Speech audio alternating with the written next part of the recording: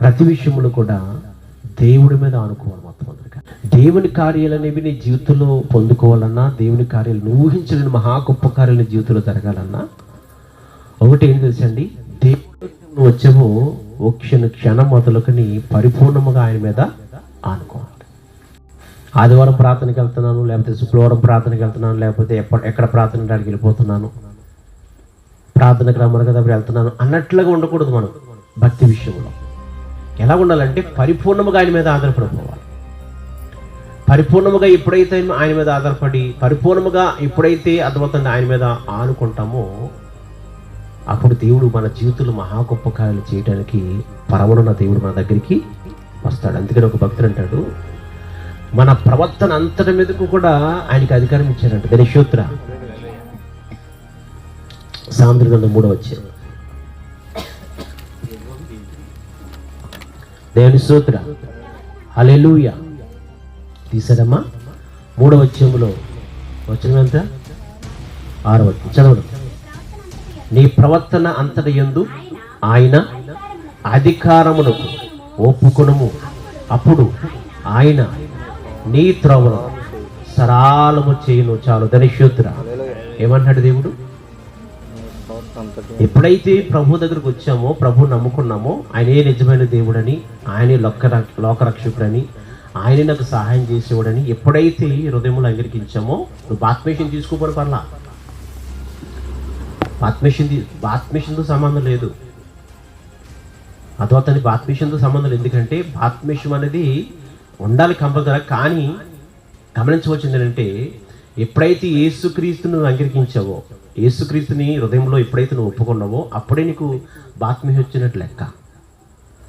ఎనిమిది రాసిన పత్రికలో ఒక వాక్యం ఉంటుంది, 9వ అధ్యాయం తీయండిసారి చెప్తాను.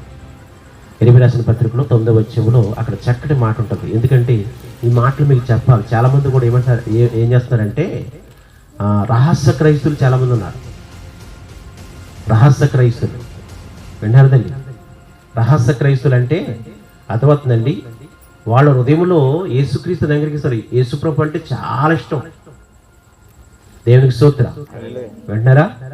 యేసుక్రీస్తు అంటే చాలా ఇష్టం చాలా మందికి. కానీ వాళ్ళు యేసుక్రీస్తుకి, యేసుప్రభు నమ్ముకోకపోవడానికి కారణం ఏంటంటే అర్థమవుతుందండి, వారు కులం కావచ్చు, మతం కావచ్చు, లేకపోతే ఇంటి వారి యొక్క పరిస్థితి కావచ్చు, కొంతమంది కొన్ని కారణాలు బట్టి వారు ప్రభు నమ్ముకోవడానికి ఇష్టపడతలేదు. కానీ హృదయంలో మాత్రం వాళ్ళు యేసుప్రభు అంటే చాలా ఇష్టం, చాలా ఇష్టము. ప్రతి విషయంలో కూడా ప్రతి ఒక్క యేసుప్రభు అన్న, యేసుప్రభు యొక్క బోధ అన్న, యేసుప్రభు యొక్క సేవకులన్న చాలా ఇష్టం. కానీ అదవుతుందండి, వాళ్ళు మాత్రము లోపల మాత్రం అంటే ఇంట్లో మాత్రం ప్రార్థన చేసుకుంటారు, కానీ బయటకు మాత్రము రారు. అదవుతుందండి. అయితే నేను చెప్పేది ఏంటంటే వాక్యాన్ని బట్టి చెప్తున్నాను. అటువంటి వారు అర్థమవుతుందండి, వారు బాప్తిస్మం తీసుకోకపోవడం పర్లేదు. ఎందుకంటే అర్థమవుతుందండి, ఎప్పుడైతే యేసుక్రీస్తును అంగీకరించేసావో, హృదయంలో అంగీకరించావో, వెంటనే నీకు హృదయ సున్నిధి వచ్చేసింది అనమాట. హృదయ సున్నిధి వచ్చేసింది. ఇంకా శరీర సున్నతి లేకపోయినా, అంటే శరీర సున్నకి బాప్తిస్మం లేకపోయినా అర్థమవుతుందండి, హృదయంలో రక్షణ వచ్చేసింది అనమాట. దైవోత్తర హల్లెలూయా, హల్లెలూయా, హల్లెలూయా. దేవునికి స్తోత్ర, హల్లెలూయా. చూడండి ఒకసారి ప్రజలు ఒకసారి మనం జ్ఞాపం చేసుకుందాం. 9వ అధ్యాయం, ఎనిమిది రాసిన పత్రిక 9వ అధ్యాయము. ఆ 9వ అధ్యాయంలో చూడండి ఒకసారి 25 కంటే చదవండి అమ్మా. అన్యజనులందరూ సున్నతి పొందని వారు కనుక ఇశ్రాయేలులందరూ హృదయ సంబంధమైన సున్నతి పొందని వారు కారు కనుక. మీకు అర్థమవుతుందా? ఇక్కడ ఏమేమో అర్థమవుతుందండి, అన్యజనులకి ఏమో ఏం లేదు, సున్నతి పొందలేదు వాళ్ళు. కానీ ఇశ్రాయేలు మాత్రము సున్నతి పొందారు. కానీ ఏది లేదు వాళ్ళకి, హృదయ సున్నతి లేదన్నమాట. మీరు అంటున్నారా? హృదయ సున్నతి లేదు అంటే హృదయ శుద్ధి లేదు. క్రైస్తవులకు అంటే ఇశ్రాయేలుకి ఏమో హృదయ శుద్ధి లేదు. కానీ అర్థమవుతుందండి, అన్యజనులు మాత్రము యేసుక్రీస్తు నిజమైన దేవుడని, ఆయన మంచి దేవుడని, ఆయన లోకరక్షకుడని, ఆయనే నిజమైన దేవుడని వారు నమ్మి, వారు అప్పటి వరకు కూడా కొన్ని లోక సంబంధిక పద్ధతులు చేసి వారందరూ కూడా వాటిని విడిచిపెట్టేస్తున్నారు. వాటిని విడిచిపెట్టేస్తున్నారంటే దానికి కారణం ఏంటి? యేసుప్రభు నమ్మరు కాబట్టే కదా. యేసుప్రభు నమ్మరు కాబట్టే కదా ఇంక లోక సంబంధం కొన్ని విడిచిపెట్టేస్తున్నారు. విడిచిపెట్టేశారంటే ఇప్పుడు హృదయంలో ఎవరు నివసిస్తున్నారు? ఇప్పుడు దేవుని స్తోత్రం, యేసయ్య నివసిస్తున్నాడు అన్నమాట. దేని స్తోత్రం. ఎందుకంటే యేసయ్య ఉన్న కాడ సాతానుడు ఉన్నాడు, సాతానుడు ఉన్న కాడ యేసయ్య ఉన్నాడు. అర్థమవుతుందండి. ఎప్పుడైతే అర్థమవుతుందండి లోకములో ఉంటూ లోక సంబంధ పద్ధతుల ప్రకారం నడుచుకుంటున్నారో, ఆ లోక సంబంధ పద్ధతుల ప్రకారం నడుచుకుంటున్నప్పుడు అర్థమవుతుందండి యేసుక్రీస్తుని తెలుసుకున్న తర్వాత, యేసుక్రీస్తుని అంగీకరించిన తర్వాత ఈ లోక సంబంధం కొన్ని విడిచిపెట్టేసినప్పుడు అర్థమవుతుంది యేసయ్య అతనిలోనికి వచ్చాడు. దేని స్తోత్రం. అందుకని ఇక్కడ అంటున్నాడు అనమాట. ఏమన్నాడంటే అంజజనులు అయితే కనుక అర్థమవుతుంది సున్నతి లేనివారే, అంటే బాప్తిస్మము లేనివారే, కానీ హృదయ సున్నతి మాత్రం వాళ్ళకి ఉంది. కానీ క్రైస్తువులకి బాప్తిస్మం ఉంది కానీ హృదయ సున్నతి లేదు. అది తేడా. దేని స్తోత్రం. మీకు అర్థమవుతుందా? గమనించాలి. అయితే మనం గమనించవచ్చిందండి ఇంతకు చదివి ఏంటి సామెతల గ్రంథంలోను, ఎప్పుడైతే యేసుక్రీస్తుని మనం అంగీకరించామో, యేసుక్రీస్తుని ఎప్పుడైతే మనం అంగీకరించిన మొదలుకొని ఎప్పుడైతే యేసు రక్తంలో ఎప్పుడైతే మనం కరగబడ్డామో ఆయన సొత్తుగా మార్చబడ్డాం కదా. పౌలు గారు ఏమన్నారు? మీరు విలువ పెట్టి కొనబడిన వారు కనుక మీరు మీ సొత్తు కాదు, ఇంకా దేవుని సొత్తు, ఇంకా దేవుని యొక్క సొత్తు కాబట్టి, దేవుని యొక్క ప్రాపర్టీ కాబట్టి ఇంకా మన యొక్క ప్రవర్తన అంతరం మీద కూడా ఎవరికి అధికారం ఇచ్చేయాలి? ఇప్పుడు దేవునికి ఇచ్చేయాలి. అంతే. అర్థమవుతుందండి. ఏదో ఆదివారం వెళ్తున్నాము, ప్రభు నమ్ముకున్నాము, బాప్తిస్మం తీసుకున్నాం, ఆదివారం వెళ్తున్నాము, శుక్రవారం వెళ్తున్నాము, ఎక్కడ ప్రార్థన అంటే వెళ్ళిపోతున్నాము అన్నట్లుగా ఉంటూ అర్థమవుతుందండి మళ్ళీ బయటకు వచ్చేసిన లోకాచార ప్రకారంగా, లోక పద్ధతుల ప్రకారంగా, లోక భయంకరముక ఆజ్ఞల ప్రకారం నడుచుకుంటే కనుక దేవుని కార్యాలు చేయడు. దేవుని జీవితంలో కార్యము చేయడు. అద్భుతాలు చేసేవాడు దేవుడు, గొప్ప కార్యం చేసేవాడు దేవుడు, గొప్ప మేలు చేసేవాడు దేవుడు. కానీ అర్థమవుతుందండి ఆ కార్యాలనేవి నీ జీవితంలో చేయాలంటే కనుక ఎప్పుడైతే నువ్వు ప్రభు దగ్గరకు వచ్చావో ఆ క్షణం మొదలుకొని నీ ప్రవర్తన అంతటి మీద కూడా దేవునికి అధికారం ఇచ్చేయాలి. ఎప్పుడైతే అధికారం ఇచ్చేస్తావో అసలు ఎన్నడూ కూడా నువ్వు ఊహించలేని మహా గొప్ప కార్యాలు దేవుని జీవితంలో జరిపిస్తాడు దేవుడు. అసలు ఎన్నడూ చూడని కార్యాలు మాట నీ జీవితంలో, అసలు జీవితంలో నీ బ్రతుకులు ఎప్పుడు చూడని మహా గొప్ప కార్యాలు చేస్తాడన్నమాట దేవుడు. అంత గొప్ప కార్యాలు చేసే దేవుడు అన్నమాట. దాని స్తోత్రం. హల్లెలూయా. ఎప్పుడు అంటే నీ ప్రవర్తన అంతరం మీద కూడా దేవునికి అధికారం ఇచ్చేసినప్పుడు. అందుకని యెషయా గ్రంథము 26వ అధ్యాయంలో ఒక మాట ఉంటుంది చూడండి. యెషయా గ్రంథము 26:3 చదువుతాయి. ఎవని మనసు నీ మీద ఆనుకును వారిని నీవు పూర్ణ శాంతి గలవాడుగా కాపాడుతావు. చూసారా? ఎవని మనసు ఆయన మీద ఆనుకును వాడిని ఏం చేస్తాడంటే దేవుడు పూర్ణ శాంతి గలవాడుగా కాపాడుతాడు. ఇంకొక మాట చెప్పండి మీకు, ఎప్పుడైతే యేసుక్రీస్తుని అంగీకరించామో పరిపూర్ణముగా మన ప్రవర్తన అంతరం మీద కూడా ఆయనకి అధికారం ఇవ్వాలన్నా, మన ప్రవర్తన అంతరం మీద కూడా ఆయనకి అధికారం ఇవ్వాలన్నా, పరిపూర్ణముగా ఆయన మీద ఆనుకోవాలన్నా ప్రభువుని నమ్ముకున్న తర్వాత నిజమైన విశ్వాసం అంటే తృణమైన విశ్వాసం ఉన్నవారు మాత్రమే లోబడగలుగుతారు. పరిపూర్ణముగా లోబడాలన్నా, పరిపూర్ణముగా ఆయన మీద ఆనుకోవాలన్నా ఆయన నమ్ముకున్న వారు ఆయన మీద పరిపూర్ణమైన అంటే తృణమైన విశ్వాసము, బలమైన విశ్వాసం ఉన్నవారు మాత్రమే ఆయనకు లోబడగలుగుతారు. అంతంత మాత్రం వచ్చిన వారు మాత్రం లోబడలేరు. ఎందుకంటే ఇక్కడ ఏమంటున్నాడు? ఎవరి మనసు ఆయన మీద ఆనుకున్నో వాడిని పూర్ణ శాంతి గలవారుగా కాపాడతాడంటే కిందకి ఏం చెప్తున్నాడు ఇక్కడ? ఏలయనగా అతడు నీయందు విశ్వాసం ఉంచి ఉన్నాడు. గట్టిగా చప్పట్లు కొట్టి ఏమంటాడు దేవుడు? ఎందుకు వాడు పూర్ణ శాంతి గలగా వాడికి ఎందుకుంటున్నాడు? అతను ఊహించలేని మహా గొప్ప కార్యాలు ఎందుకు పొందుకుంటున్నాడు? ఎలాగనగా అతను నీ యందు విశ్వాసం ఉంచుతున్నాడు గనక. ఎప్పుడైతే నీ యందు విశ్వాసం ఉంచాడో ఆ విశ్వాసాన్ని బట్టి అతను నాకు దుర్నీతిని విడిచిపెట్టేశాడు,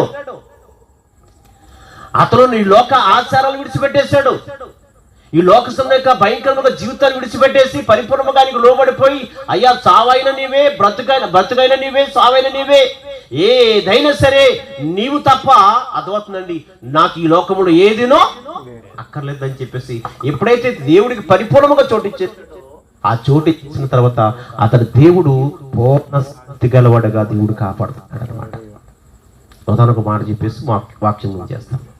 ఏంటంటే తెలుసా, ఒక దేశంలో 70 సంవత్సరాలు చెరకెళ్ళిపోయారు యోధావారు. 70 సంవత్సరాలు చెరకెళ్ళిపోతే 70 సంవత్సరాలు చెర అనిపిస్తున్నారు అన్నమాట ఆ దేశంలో.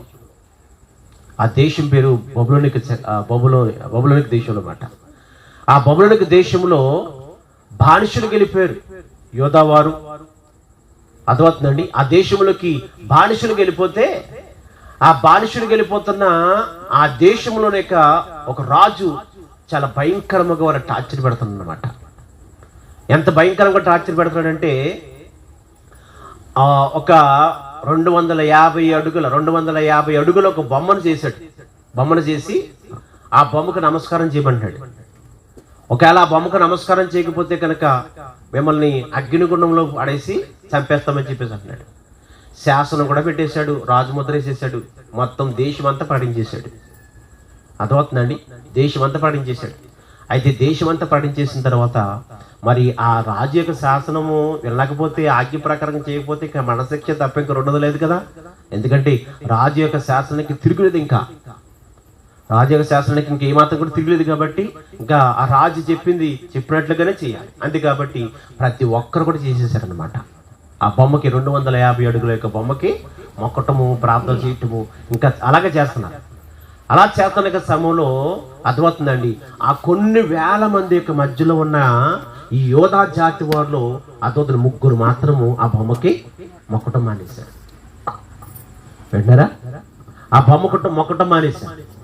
మొక్కటం మానేసి దానికి నమస్కారం చేయటం మానేసి చాలా భయంకరంగా వాళ్ళు జీవిస్తున్నప్పుడు ఈ విషయం తెలిసింది. రాజుగారికి పిలిపించాడు, సభ పెట్టాడు. సభ పెట్టిన తర్వాత ఆ సభలోనికి వాళ్ళని పిలిపించాడు. శత్రుక మెషకు అబద్ధును గొర్రెలారా, నా రాజ్యం మీరు వినలేదా? నా శాసనం మీకు తెలియదా అని అడిగాడు. విన్నాం, నీ శాసనం విన్నాం, నీ ఆజ్ఞ విన్నాం. మరి నీ ఆజ్ఞ నా శాసనం విన్నప్పుడు మరి నా శాసనం ప్రకారంగా బొమ్మకి ఎందుకు మొక్కట్లేదు మీరు అని అడిగాడు. మేము మొక్కం. భయం లేదా? భయం లేదా? నా మాటకు భయం లేకపోతే ఎదుగో అగ్నిగుండం చూడండి అక్కడ అన్నట్టు. అగ్నిగుండం చూడమని చెప్పేసి అంటే అగ్నిగుండం చూశారు. ఆయన మొక్కమంటున్నారు. ఆయన మేము మొక్కము అని చెప్పేసి మాట్లాడుతున్నప్పుడు అర్థమవుతుంది. అయితే అగ్నిగుండం రెట్టింపు చేయండి, వట్లారా అగ్నిగుండము రెట్టింపు చేయండి అని చెప్పేసి అంటున్నప్పుడు వాళ్ళు ఇంకా రెట్టింపు చేశారు. వాళ్ళు ఇంకా రెట్టింపు చేసినప్పుడు ఇదిగో ఇప్పుడు చూడండి అని చెప్పేసి అంటే ఆయనను మేము మొక్కము. ఎందుకు మొక్కరు? ఎందుకు మొక్కరు? వాళ్ళు మాట్లాడుతున్న మాట తెలుసండి, మా జీవము గల దేవుడైన యెహోవాకు తప్ప దేనికి మేము మొక్కము. దేవుని స్తోత్రం. ఇక్కడ చూడండి, రాజు పెట్టిన శాసనం అక్కడ కనబడుతుంది. విన్నారు తల్లి? రాజు పెట్టిన శాసనం కనబడుతుంది అక్కడ. రెండోది ఏంటంటే ఆ శాసనం ప్రకారంగా చేయకపోతే కనుక అగ్నిగుండం కూడా కనబడుతుంది అక్కడ. ఒకటి శాసనము, 2 అగ్నిగుండము. మీకు అర్థమవుతుందండి? ఒకటి ఆజ్ఞ ఆలోచించండి. ఆజ్ఞ ప్రకారంగా చేయకపోతే కనుక మరణము కూడా అక్కడ కనబడుతుంది. ఆజ్ఞ కనబడుతుంది, మరణం కనబడుతుంది. కానీ ఇక్కడ మాట్లాడుతున్న మాట అంటే ఈ 2 చూస్తున్నారు, కానీ ఈ రెండింటికి భయపడుతున్నది వాళ్ళు. మరి దేనికి భయపడుతున్నారు? దేనికి భయపడుతున్నారు అంటే పరలోక రాజ్యమున్న సజీవుడినకు సర్వాధికారైన దేవుడిని యెహోవాకి భయపడుతున్నారు. ఆయన ఆజ్ఞ భయపడుతున్నారు, ఆయన మాటకు భయపడుతున్నారు. అర్థమవుతుందండి? అదేంటి? ఎక్కడో ఉన్నాడు, పరలోక రాజ్యములో ఉన్నాడు. అక్కడ ఎక్కడో ఉన్నా ఆయనకి భయపడటం ఏంటి? కనపడుతున్న రాజుకి కనబడుతున్న రాజుకి భయపడటం ఏంటి? భయపడకున్నాను.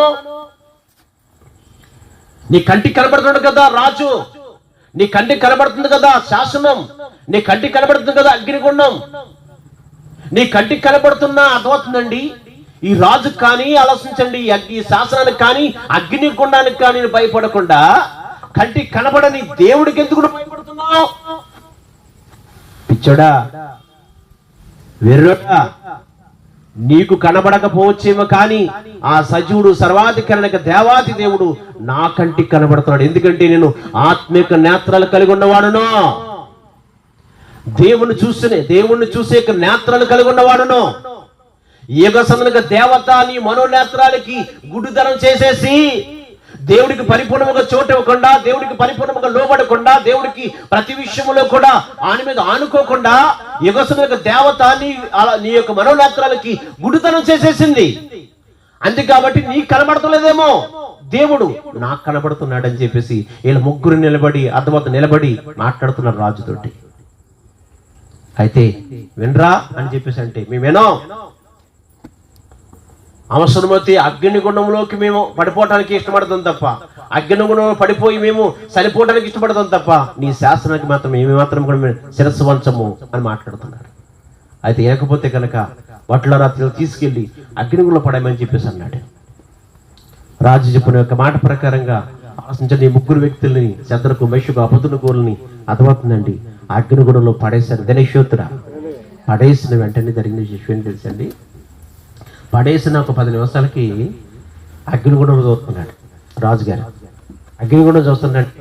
ఆ అగ్నిగుండంలో అర్థమవుతుందండి ముగ్గురు కాదు 4 కనపడుతున్నారు రాజుకి. దినశోత్ర ఆమేన్ ఆమేన్. దేనికి స్తోత్ర. ఎంతమంది కనబడుతున్నారట? 4 కనబడుతున్నారట. 4 కనబడుతున్నారంట. దినశోత్ర 4 కనబడుతూ అర్థమవుతుందండి. 4లో ఒక్కడు పాట పాడుతున్నాడు అనమాట.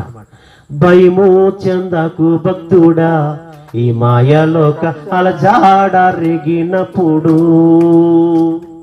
భయము చెందకు భక్తుడా, ఈ మాయలోక అలజాడ రేగినప్పుడు. భయము చెందకు నీవు, దిగులు పడకు నీకు, భయము చెందకు నీకు. జీవమిచ్చిన యెహోవా ఉన్నాడు, ఓ భక్తుడా ప్రాణం పెట్టిన యేసయ్య ఉన్నాడు. జీవాన్నిచ్చిన యెహోవా ఉన్నాడు, ఓ భక్తుడా ప్రాణం పెట్టిన యేసయ్య ఉన్నాడు. భయము చెందకు భక్తుడా, ఈ మాయలోక అలజాడ రేగినప్పుడు. పాడుతున్నాడంట. ఎవరో 4వాడు ఎవరు తెలుసండి? దేవునికి దూత. దేవునికి దూత అగ్నిగుండంలో నాకు మెషకు, అబేద్నెగోలతో కలిపి మాట్లాడుతున్నాడు అన్నమాట, పాడుతున్నాడు అన్నమాట. ఎందుకంటే అగ్నిగుండం అంటే ఎవరికి భయమే కదా. వాళ్ళు మాట్లాడుతున్నారు. అర్థమవుతుందండి. అక్కడ లోపలికి వెళ్తున్నప్పుడు ఆ లోపల ఆ 4వాడు అనే దూత పాటలు పాడుతుంది అనమాట. భయపడొద్దయ్యా, శద్రకు, మెషకు, అబేద్నెగోలో భయపడొద్దని చెప్పేసి మాట్లాడుతున్నప్పుడు వాళ్ళు ధైర్యముగా ఆ పాటలో ఏకీవించి గొంతులేస్తూ దేవుని స్తుతిస్తున్నారట. దినశోత్ర గొంతులేస్తూ దేవుని స్తుతిస్తున్నప్పుడు రాజు ఆశ్చర్యపోయాడట. బయట ఉన్న రాజు ఆశ్చర్యపోయి అర్థమవుతుందండి గబగబ సింహాసనం దిగిపోయి అగ్నిగుండం దగ్గరికి వెళ్ళాడంట. అగ్నిగుండం దగ్గరికి వెళ్ళి అంటాడట. అర్థమవుతుందండి. చూడండి ఒకసారి దాని గ్రంథం అక్కడ మాట్లాడుతున్న మాట చాలా ఆశ్చర్యంగా ఉంటుంది. చూడండి ఒకసారి. దేవునికి స్తోత్ర. హల్లెలూయా. తీసారా? 3వ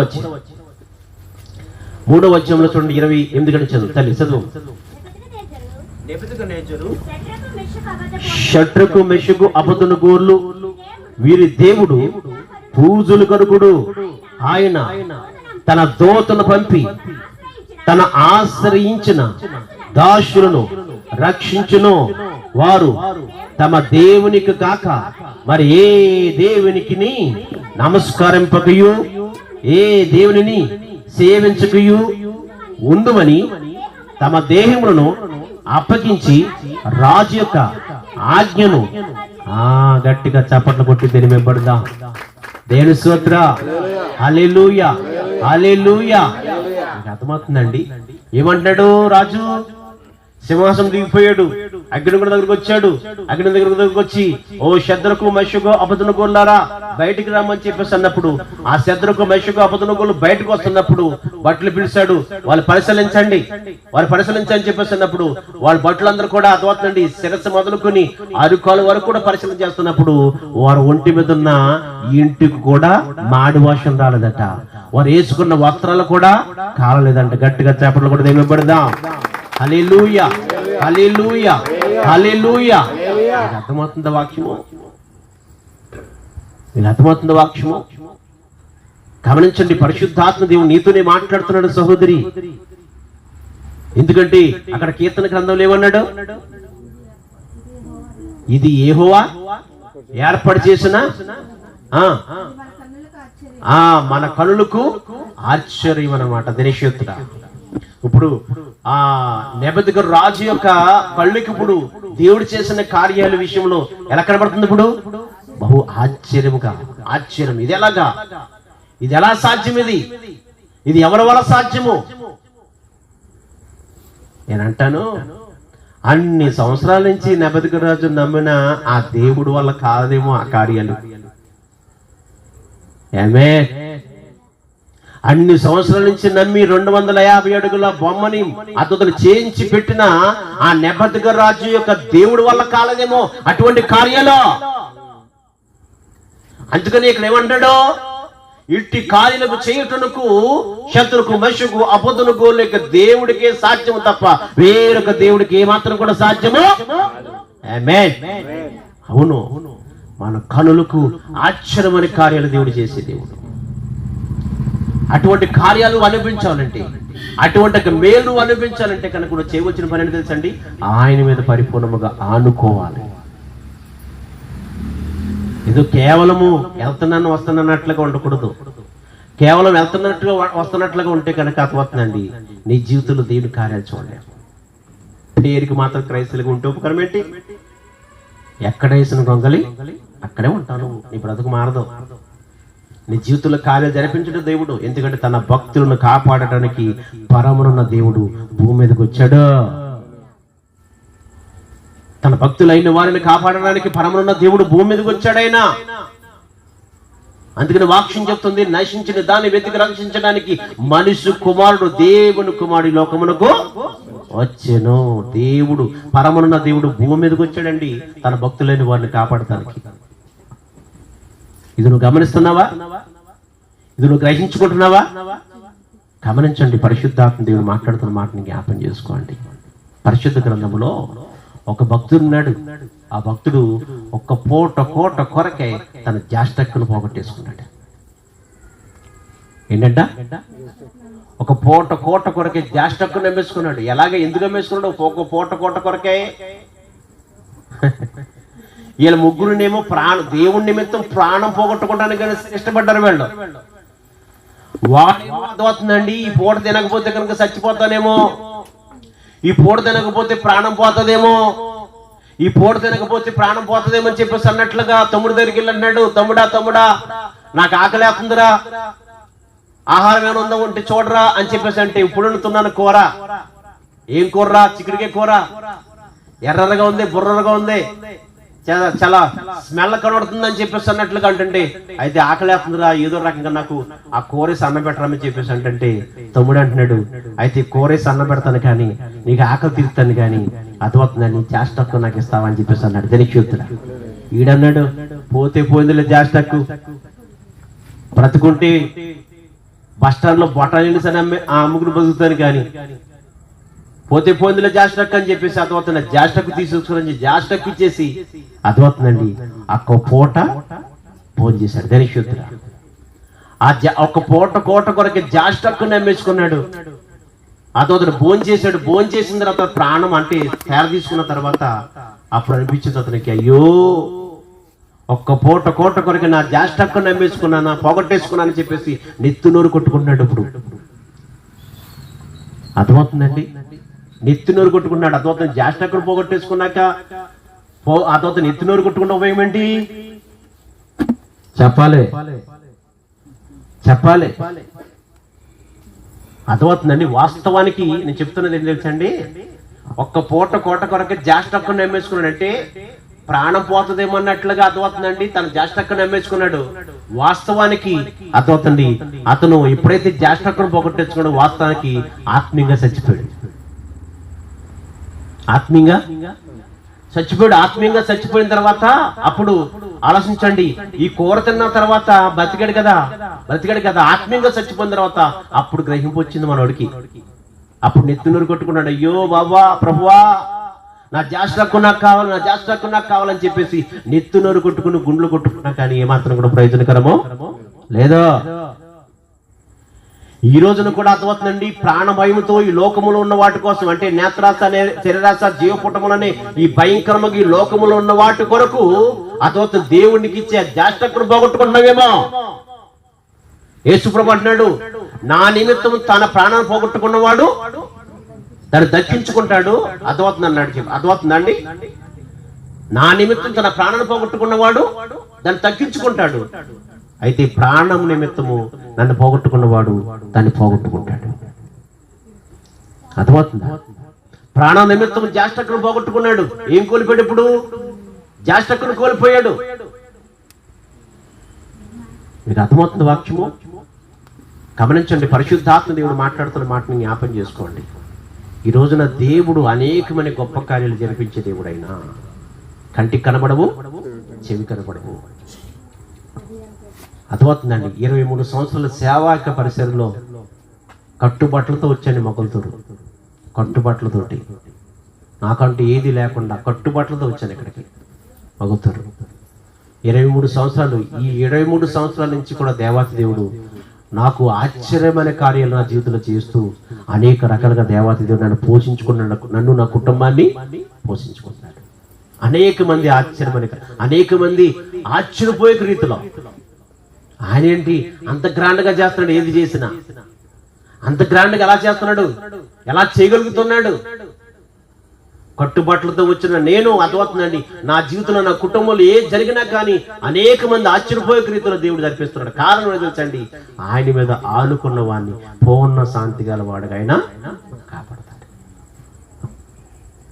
అర్థమవుతుందా? క్రైస్తవత్వం అంటే ఏదో మామూలుగా అర్థమవుతుందండి, అటు ఇటు ఉండటం అంటే కాదు. క్రైస్తవత్వం అంటే అర్థమవుతాను తాను ఉపేక్షించుకుని దేవునికి సిలువను ఎత్తుకుని ముందుకు కొనసాగాలి.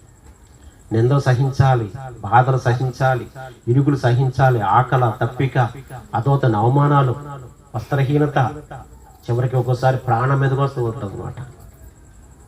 ప్రాణం మీద కూడా వస్తుంది ఒక్కోసారి. అన్ని సహించుకోవాలి. ఏదైనా సరే నీ చిత్తం ప్రభువా. ఎవరైనా తెలిసిన చంద్రకమేశ్వర బదులకు రాజుతోటి, అయ్యా మేము మా దేవుడి నిమిత్తం అగ్నిలో గుణంలో మేము పడిపోవడానికి ఇష్టపడిపోతాం. రెండోది ఏంటంటే ఆయన మమ్మల్ని కాపాడుతాడు. ఒకవేళ మమ్మల్ని కాపాడకపోయినో మాకు నష్టమేమి లేదు, అవసరమైతే మా దేవుని నిమిత్తం అగ్నిలో పడిపోయి చనిపోయిన మా ప్రాణం పోయినా మాకు పర్లేదు అని చెప్పేసి వారు నిలబడ్డారు అన్నమాట. చూసారా? ఇంత తెగింపు ఎవరుకుంటే చెప్పండి సార్, చెప్పరేంటి? దక్షిణ భాగం తేమంటేనే తెస్తలేదు అవ్వడం. దేనికి సూత్ర నువ్వు ఊరుకోండి, మొత్తం అంతా దక్షిణ భాగాలు వచ్చి మీకు ఇచ్చేది అనుకుంటుంది అనుకుంటారు చాలా మంది. ప్రాణాలు ఇచ్చేస్తారా? దేనికి సూత్ర. ఇటువంటి వారు కావాలంటే దేవుడికి, ఎటువంటి వారు దేన్నైనా సరే అర్థమవుతుందండి, దేన్నైనా సరే విడిచిపెడతానికి, దేవుని నిమిత్తమే దేన్నైనా సరే విడిచిపెడతానికి ముందుకొచ్చి వారు మాత్రమే ఆయన కావాలి. దాని సూత్ర. ఏదో డమ్మి క్యాండిడేట్లు కాదని కావాల్సింది దేని సూత్ర. చాలా మంది సంఘాల్లో డమ్మీ క్యాండిడేట్లు ఉంటారు తెలుసా మీరు? అదవుతుంది. ప్రాణం పోయినా పర్లేదు, నా దేవుని మాత్రం నేను విడిచిపెట్టినాను. ప్రాణం పోయినా పర్లేదు, నా జీవితంలో నా ప్రాణం పోయినా పర్లేదు, ఎవరు నా ఇంటికి రాపని పర్లేదు, నా ప్రాణం పోయినా పర్లేదు, నేను మాత్రము ఆయన మీద ఆనుకుంటాను. అదొకటి పూర్ణ శాంతి గల వారికి ఎవరిని కాపాడుతా అన్నాడు దేవుడు? ఆయన యందు విశ్వాసం ఉన్నవాడు కనుక. విశ్వాసం ఉన్నవాడు కదా కనుక అర్థమవుతుంది. డూప్లికేటే అవును కదా? నేను సూత్ర. అది కాదు వచ్చింది నాకు నుంచి అటు ఇటు ఊగుతుంది. ఇది ఆ బాక్స్ దేని సూత్ర. ఎందుకంటే దేని కురపం బట్టి ఫస్ట్లో బాగానే ఉంటుంది, మళ్ళీ రిపేరింగ్ చేయించాం దాన్ని. అందుకే డమ్మీ క్యాంటీన్ అయిపోయింది అనమాట. అర్థమవుతుందా? ఎందుకంటే సీరియస్గా ఉంటే నాకు ఇష్టం కాదు. సంఘంలో నవ్వాలి, అందరూ కూడా సంతోషంగా ఉండాలి అందరూ కూడా. అందుకని ఒకసారి జోకులేస్తూ ఉంటాను అనమాట. దాని సూత్ర. సీరియస్గా ఉంటాం, ఎవరు వదిలేచేస్తాం మనం? సంతోషంగా ఉండాలి ప్రతి ఒక్కరు కూడా. దేని సూత్ర. ఏమన్నాడు పౌరు గారు? పౌలు గారు ఒక చోట అంటాడు ఎఫెసీయులకు రాసిన పత్రికలో, ప్రభునందు ఇప్పుడు గుర్తొచ్చిందా, ప్రభునందు ఆనందించండి, మరలా చెబుతున్నాను ఆనందంతో ఉండాలి, సంతోషంతో. అర్థమవుతుందండి. ఆకలితో ఉన్నా సరే, కొడుకు మాసుకున్నా సరే దేవుని సందులో సంతోషం. ఎందుకంటే ఆనందకరం అనేక ఆలోచించండి. పంట విత్తుతున్నప్పుడు ఏమా సంతోషకరమైన పంట విత్తుతున్నప్పుడు అంట సంతోషకరమైన పంట కోస్తామంట. ఏడిస్తే ఇస్తుంది అదే పంట కోస్తాను. ఏ పంట కోయాలనుకుంటున్నా చెప్పరేంటండి? దేని సూత్ర అందరూ చెప్పండి, దేని సూత్ర. హల్లెలూయా, హల్లెలూయా. రెండు చేతులు కలిపి గట్టిగా చప్పట్లు కూడా దైవం పడుతుంది. ఇంకా కొట్టాలి. దేని సూత్ర. హల్లెలూయా. దేవుని ఆనందము, దేవుని సంతోషం, దేవుని యొక్క ఆశీర్వాదాలు యేసునామములో మీకు మీ కుటుంబానికి అనుగ్రహించబడును కాక. అర్థమవుతుంది. మీరు ఊహించిన మహా గొప్ప కార్యాలు ఏ క్షణం మొదలు మీ కుటుంబంలో, మీ జీవితాల్లో యేసునామములో జరుగునుగాక. ఇది నా వాకు కాదు, ఏలిన వారి గ్రహించగలిగింది.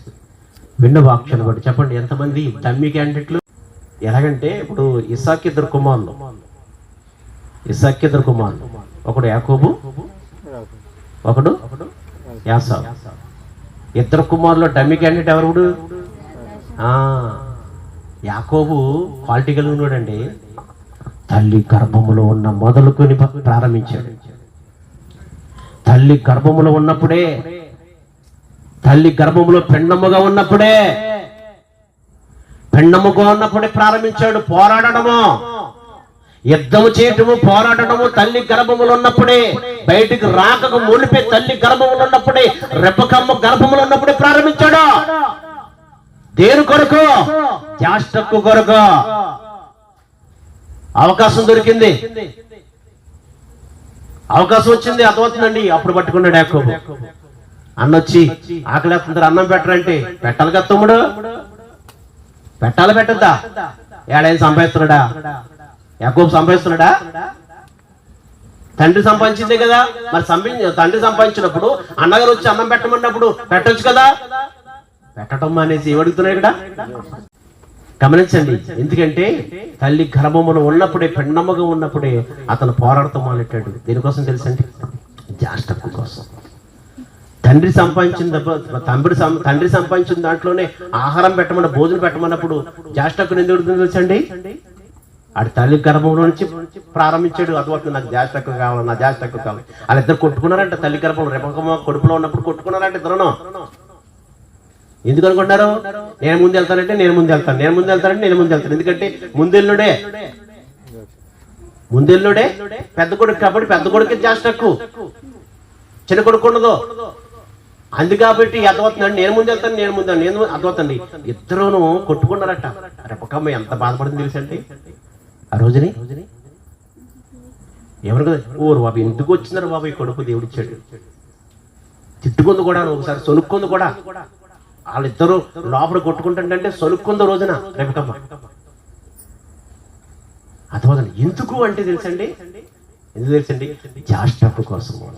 యాకోబు నేను ముందు వస్తానంటే అర్థమవుతుందండి. చివరికి ఆలోచించండి, యాసోబు ముందుకు వచ్చాడు, కానీ యాసోబు యొక్క మడి బట్టిని ముందుకు వచ్చేసాడు, బయటకు వచ్చేసాడు. ఎవరు? యాకోబు. ఇద్దరు ఒకసారి వచ్చేసారు. అర్థమవుతుందండి. ఒకడు ముందు, అర్థమవుతుందండి, ఒకడు వెనక. అప్పుడు పట్టుకున్నాడు. అర్థమవుతుందండి. గర్భంలోనే కాదు, వచ్చిన కానీ మొదలెట్టుకున్నాడు. అదే టార్గెట్.